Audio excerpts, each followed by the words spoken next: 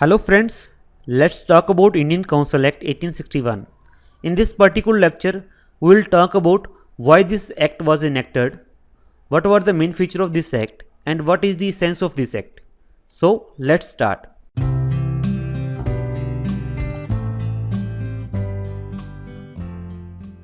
Firstly, why Indian Council Act? Centralization of law making was started with the Charter Act 1833. The power was taken from the provinces. They are allowed to give only one representative in the Central Legislative Council. But this centralization has failed badly because they could not provide the laws which are suitable for the local conditions. With the centralization, Viceroy's council was overburdened, and it was popular demand in England that Indians should participate in Indian government system so that Britishers can better administrate India. So, what were the main features?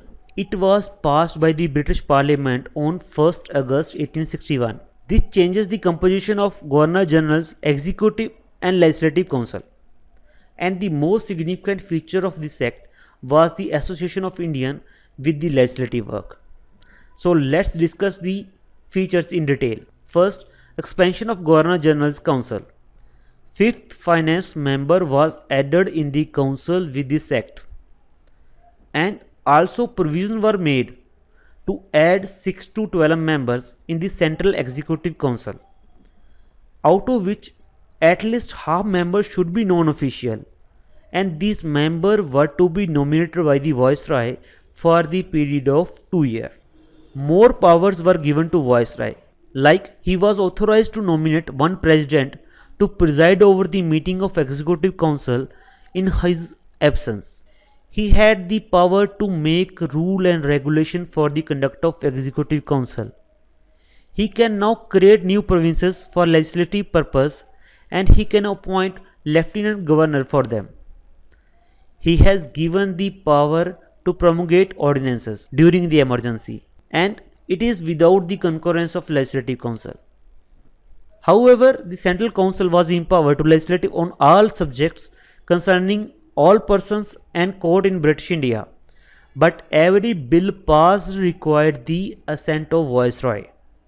That means every bill passed by the Legislative Council should be passed by Viceroy.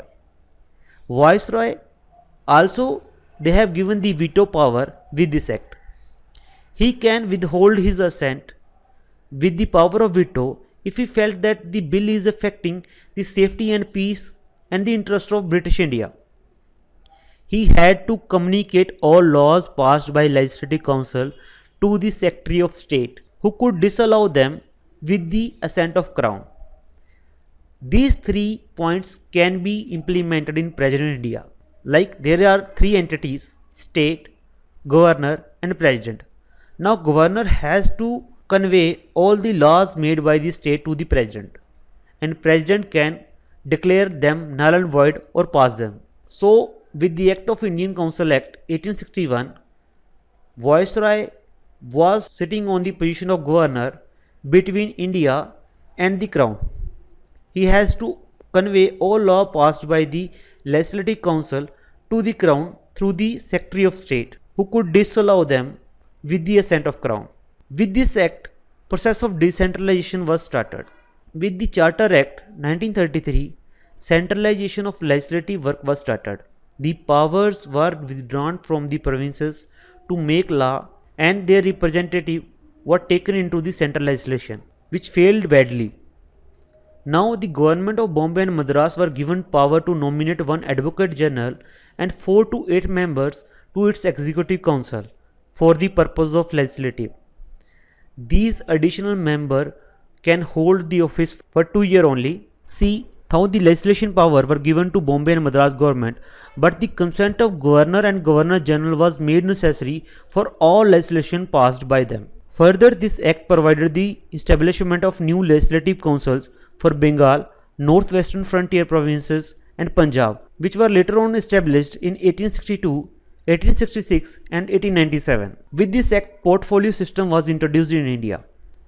This act empowered Governor General to delegate special tasks to the individual members of the executive councils. Similarly, like the cabinet minister in India at the present time. With this act, no distinction between central and provincial subjects were made, but the matter concerning to public debts, finances, currency, post office, telegraph, religion, patents and copyright were ordinarily considered by the central government.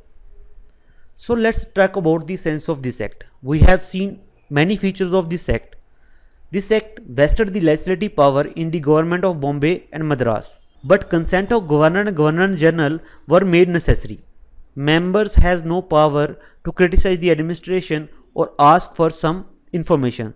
That means though Indians were introduced into the legislative work, but no power were given to Indians.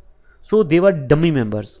Nomination power was given to Viceroy, and it is utilized by Viceroy to palliate the princes who could help the British India to keep their stronghold in India. And the ordinance making power make the Governor General God in India. He allowed to make any law with his own choices. So this act make the British Parliament more powerful to administrate Indian work, but it has not given the real power to the Indians. Indians were made part of Legislative Council, but they cannot ask any question or any information regarding the work. So they were dummy members. So hope you like this video. Subscribe our channel for more information. Thanks a lot.